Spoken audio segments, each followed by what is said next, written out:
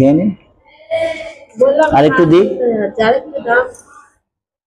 আর একটু দেবো? এটা খিদে মুখে লজ্জা না খান।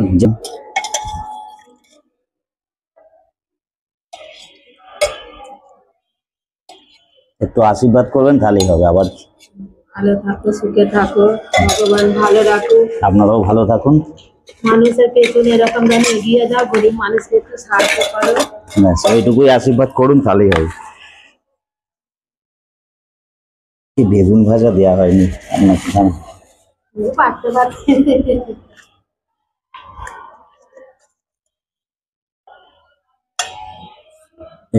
ঠিক আছে, ধন্যবাদ দাদা। খান।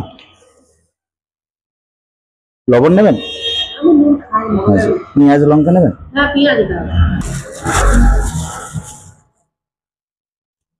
আপনি পেঁয়াজ নেবেন? লঙ্কা নেবেন? দিয়ে ও খাবেন না? ঠিক আছে, ঠিক আছে খান। হ্যাঁ।